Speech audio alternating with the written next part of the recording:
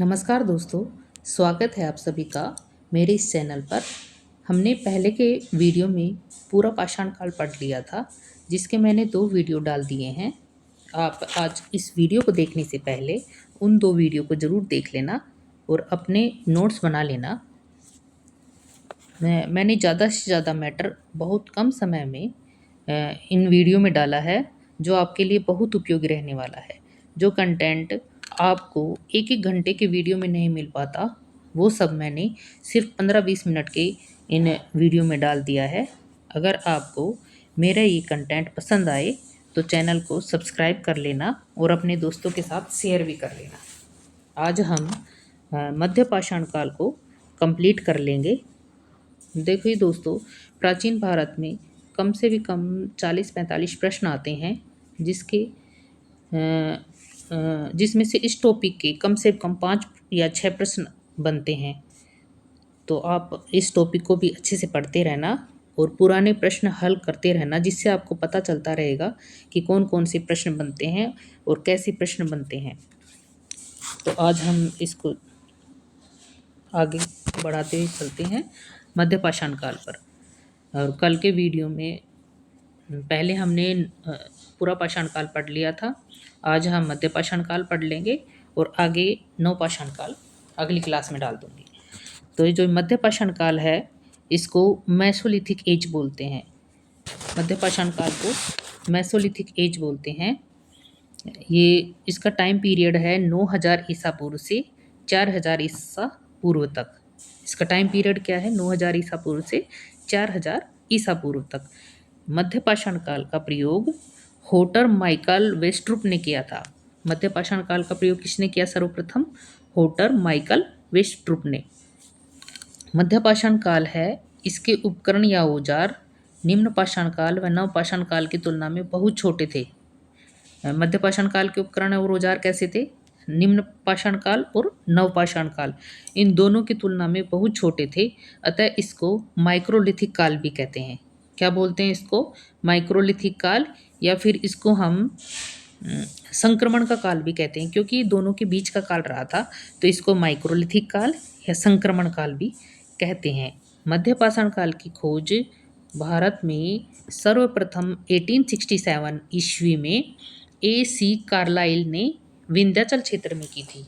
मध्य पाषाण काल की खोज कब हुई थी? 1867 ईस्वी में AC कार्लाइल ने कहाँ पर की थी? विंध्याचल क्षेत्र में। उत्तर प्रदेश के मोरहना ऐसे उपकरण मिले हैं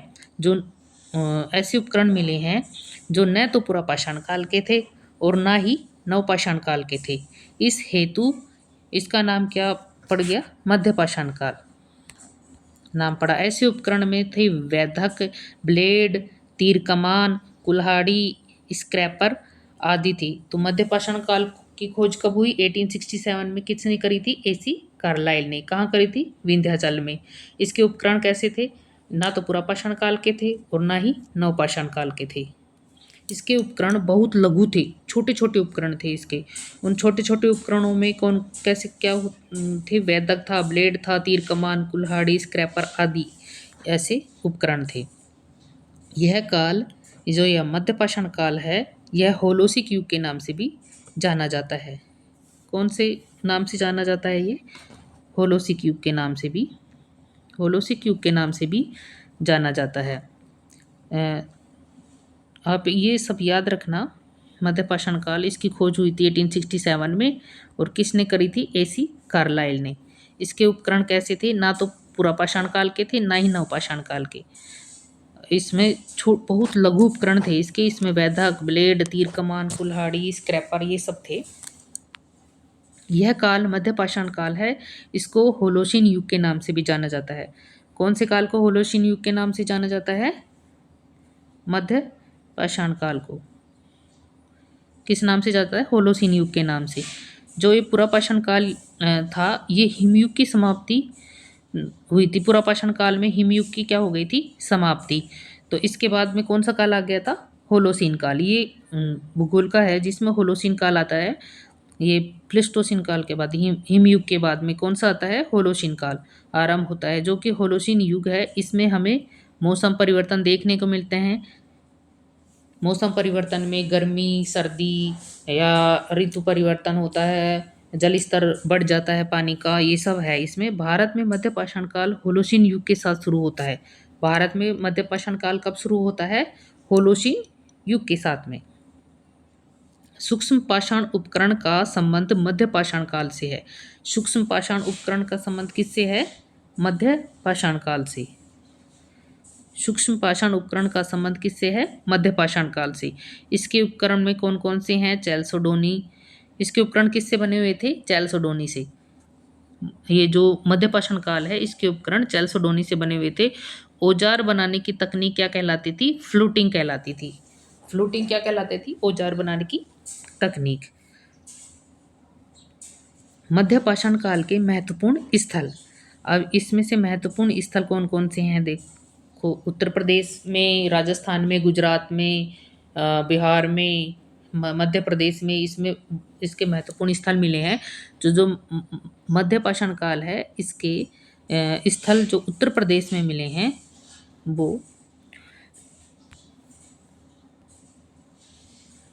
उत्तर प्रदेश में सराय नाहर राय से इसके मध्य पाषाण काल के स्थल मिले हैं। सराय नाहर राय की खोज किसने करी थी? केसी ओझा ने। और इसका उत्खनन किसने किया था? जी.आर. शर्मा ने। खोज करी थी केसी ओझा ने और उत्खनन करा था सराय नाहर राय का जी.आर. शर्मा ने। सराय नाहर राय से हड्डियों से निर्मित उपकरण मिले हैं। कैसे उपकरण मिले हैं? हड्डियों से निर्मित उपकरण मिले हैं। इसमें मृतक संस्कार विधि मिली, स्तंभ गर्त मिले, चूल्हे मिले। चूल्हे कितने मिले हैं? 8। चूल्हे कितने मिले हैं इसमें? 8। तो ये सराय नाहर राय, इसकी खोज केसी ओझा ने करी, उत्खनन जी.आर. शर्मा ने किया। यहाँ से हड्डियों से निर्मित उपकरण मिले, मृतक संस्कार विधि मिली, स्तंभ गर्त मिले और चूल्हे मिले हैं 8। दूसरा उत्तर प्रदेश का दूसरा स्थल आता है दमदमा। क्या आता है? दमदमा। तो ये दमदमा में क्या मिला है? हाथी दांत व जानवरों की हड्डियां मिली हैं। क्या मिला है दमदमा से? हाथी दांत और जानवरों की हड्डियां। 3 मानव कंकाल एक ही कब्र से मिले हैं। दमदमा से 3 मानव कंकाल मिले हैं, जो तीनों मानव कंकाल एक ही कब्र में मिले हैं। मरूडी मरूडी मरूडी कहाँ है? मिर्जापुर में मोरहना पहाड़ लेखिया में है। मरूडी इसमें ये मरूडी एक ये स्थल है, एक स्थल है मिर्जापुर में मोरहना पहाड़ और एक स्थल है लेखिया। ये 3 स्थल अलग अलग हैं उत्तर प्रदेश के ही। मरूडी है एक मिर्जापुर में मोरहना पहाड़ है और तीसरा है लेखनिया। ये तीनों स्थल उत्तर प्रदेश से ही मिले हैं। पहला स्थल हो गया सराय नाहर राय, दूसरा दमदमा, मरूडीह और एक स्थल हो गया मिर्जापुर में मोरना पहाड़ और एक हो गया लेखहिया। अब जो महत्वपूर्ण स्थल है उसमें एक चौपानी मांडू भी आता है। चौपानी मांडू की खोज बी मिश्र ने की। चौपानी मांडू की खोज किसने करी थी? बी मिश्र ने।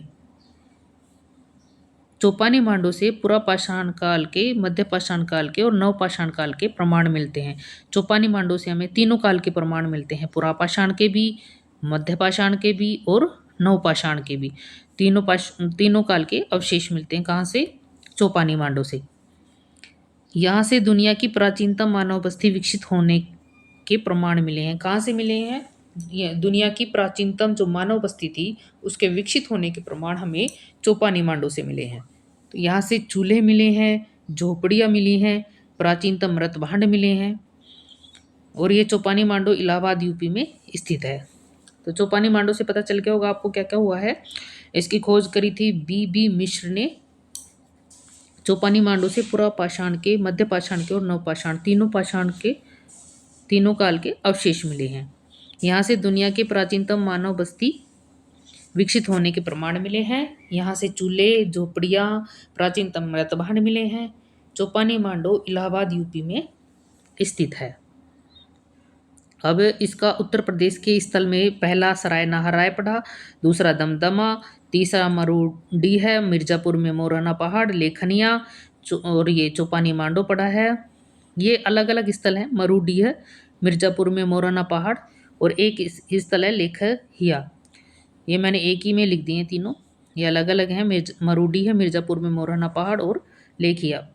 फिर चौपानी मांडो, चौपानी मांडो से हमें ये सब मिल गया था। महदहा, यहाँ से अस्थि और सींग के उपकरण मिले हैं। महदहा से क्या मिला है? महदहा से मिला है अस्थि और सींग के उपकरण। क्या मिले हैं?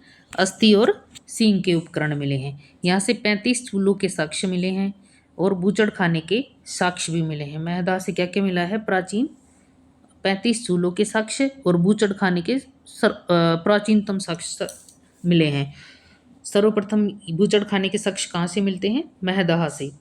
तो ये भी याद रखना आप। यहाँ से अस्थि और सींग के उपकरण, 35 चूल्हों के साक्ष्य और बूचड़ खाने के साक्ष्य मिले हैं सर्वप्रथम। अब आ गया अपना इम्पोर्टेंट राजस्थान। तो राजस्थान से में दो जगह ज़्यादा इम्पोर्टेंट है, तिलवाड़ा और बाड़मेर। तिलवाड़ा कहाँ पे है? तिलवाड़ा और बागोर। तो तिलवाड़ा कहाँ है? बाड़मेर में। और बागोर कहाँ है? भीलवाड़ा में स्थित है। तो पहला आ गया तिलवाड़ा, जो कि बाड़मेर में स्थित है। यहाँ से भी इसके साक्ष्य मिले हैं। और दूसरे मिले हैं बागोर से। बागोर जो कि कहाँ पे स्थित है? भीलवाड़ा में। इसका उत्खनन किसने करा था? वीरेंद्र नाथ मिश्र ने 1967 से 69 में।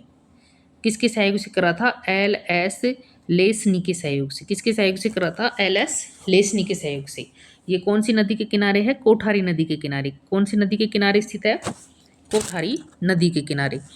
तो बागोर का ध्यान रखना, बहुत इंपॉर्टेंट है बागोर। बागोर इसका उत्खनन करा था वीरेंद्र नाथ मिश्र ने 1967 से 69 तक। किसके सहयोग से? एल.एस. लेसनी के सहयोग से। ये कौन सी नदी के किनारे स्थित है? कोठारी नदी के किनारे। बागोर तथा आदमगढ़ मध्य प्रदेश, होशंगाबाद। आदमगढ़ कहाँ पे है? मध्य प्रदेश, होशंगाबाद में है। और बागोर का आपको पता ही है, राजस्थान में भीलवाड़ा से। तो इन दोनों स्थानों से लगभग 5000 ईसा पूर्व पशुपालन के साक्ष्य मिले हैं, जो प्राचीनतम साक्ष्य हैं। ये नोट है, इसको आप अच्छे से लिख लेना।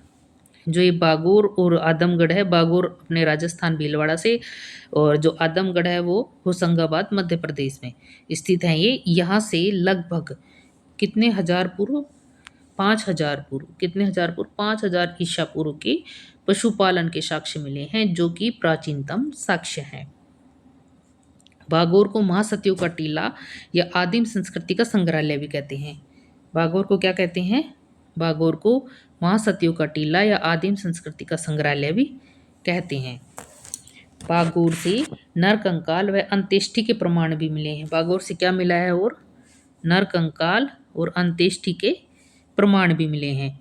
यहाँ से मध्यपाषाण, ताम्रपाषाण, लोहा युग के साक्ष्य भी प्राप्त होते हैं। कहाँ से प्राप्त होते हैं? मध्यपाषाण, ताम्रपाषाण और लोह युग के साक्ष्य बागोर से।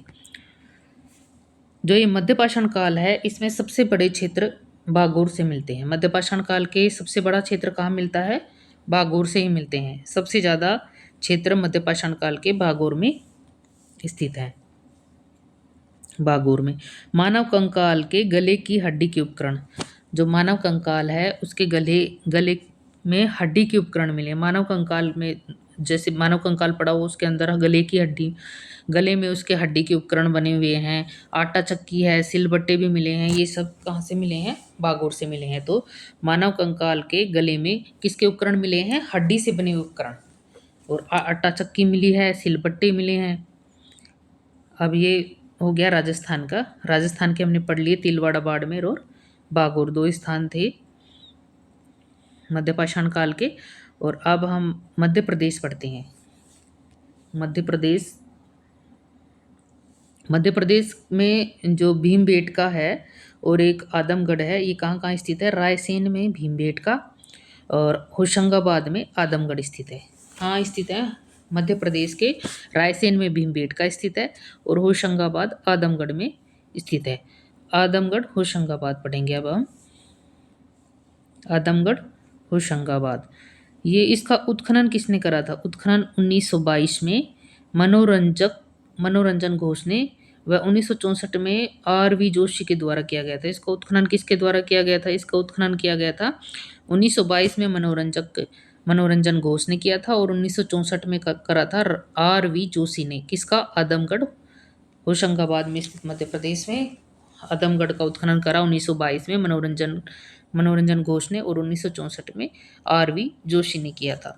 यहाँ से बागोर के बाद प्राचीनतम पशुपालन के साक्ष्य मिलते हैं। सबसे पहले प्राचीनतम पशुपालन के साक्ष्य कहाँ मिले थे? बागोर में। और बागोर के बाद मिलते हैं प्राचीनतम पशुपालन के साक्ष्य आदमगढ़ से। कहाँ से मिलते हैं? आदमगढ़ से। जंगली और पालतू जानवरों की हड्डियां भी मिली हैं, कुत्ते की, खरगोश की।